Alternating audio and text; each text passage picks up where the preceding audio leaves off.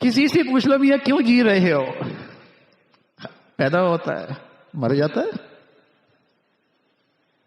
یوں زندگی گزر رہی ہے۔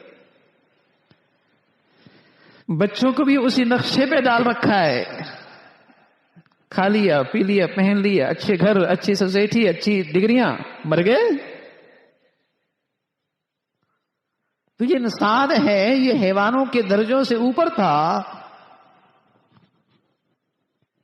کوئی بھی زندگی کا چھوٹا سا نقشہ، کوئی بھی زندگی کی دائیں بائیں کے قابل ذکر چیز سب کے بارے میں جانتا ہی کس مقصد کے لیے ہے، غرض کیا ہے، اور جب وہ اپنی غرض پوری نہ کرے تو کہتے ہیں خراب ہو گیا۔ تو دیکھیں نا، کہیں میرے بچے کی زندگی خراب تو نہیں ہے، کہیں میں خود خراب زندگی پھر تو نہیں کھڑا ہوا۔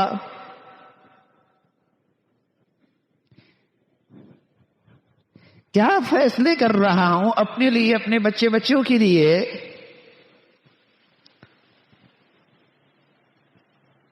اللہ کے کریم کی شفقت، رحمت، اس کی مہربانی، اس نے اپنے پیغمبر کے واسطے سے ہمیں ایسی تعلیم دی، ایسی تعلیم دی کہ ہر وقت اسے اپنی زندگی کا مقصد پیش نظر رہے۔ اور نہ جانے وہ دن میں ایک مسلمان بشرطی کہ وہ مسلمان ہو، اس جملے کو نہ جانے کتنی بار دہراتا ہے اور کہتا ہے ایاک نعبد، ایاک نعبد۔ عبادت کا مطلب صرف سجدہ نہیں، عبادت کا مطلب اے اللہ میں صرف تیری مانوں گا، چاہے مقابلے پہ بادشاہ ہو، حاکم ہو، معاشرہ اور سوسائٹی ہو، بال بچے اور اولاد ہوں، دنیا اور زمانہ ہو، اللہ میں تو تیری مانوں گا۔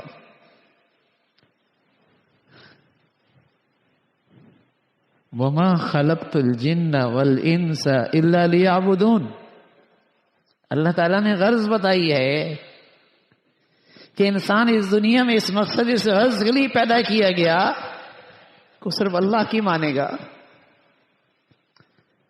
جہاں اس نے حلال کہا حلال، حرام کہا حرام، جائز کہا جائز، ناجائز کہا ناجائز، اللہ کی مانوں گا۔ آج یہ مسلمان ذرا احتساب کرے کہ میں اس اقرار پہ پورا اترتا ہوں، اس اقرار پہ جو اللہ کے سامنے بارہا کر رہا ہوں پورا اتر رہا ہوں۔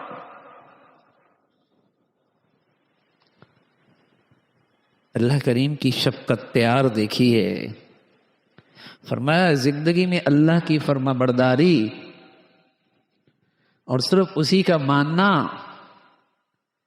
یقیناً اس مادی دنیا اور نقشے میں تو یہ مشکل تو ضرور ہوگی، رکاوٹیں تو ضرور ہوں گی، حالات کا مقابلہ تو کرنا پڑے گا۔ اس مشکل کا حل کیا ہے؟ فرمایا وَإِيَّاكَ نَسْتَعِينُ، یہ بھی کہہ دو اللہ تیری مدد کے بغیر کچھ نہیں ہو سکتا۔ سبحان اللہ، اللہ مدد بھی تیری ہی چاہیے۔ لیکن آج تو مسلمان یہ سبق ہی بھول گیا کہ میری زندگی کی غرض کیا ہے۔ نسیہ منسیہ، فراموش، پیدا کیوں ہوا، کہاں جانا ہے۔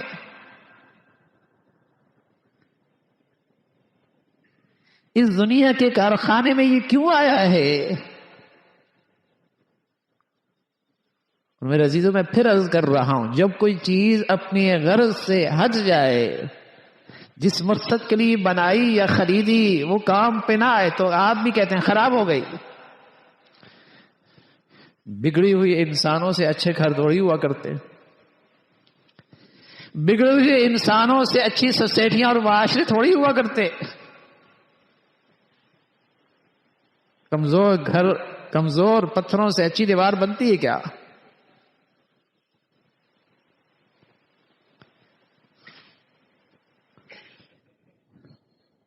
خراب ہو رہا ہے انسان، یہ بھول بیٹھا ہے کہ میں آیا کیوں۔ ہاں کوئی مسلمان اسے یہ فکر ہے کہ میں اللہ کی فرما برداری کے لیے اس دنیا میں آیا ہوں، یہ میری زندگی اور میری پیدائش کا مقصد ہے۔ بازار میں، کارخانے میں، فیکٹری میں، معاملات میں، شادی بیاہ میں ہم اللہ سے عہد کر رہے تھے، اللہ طرف تیری مانوں گا۔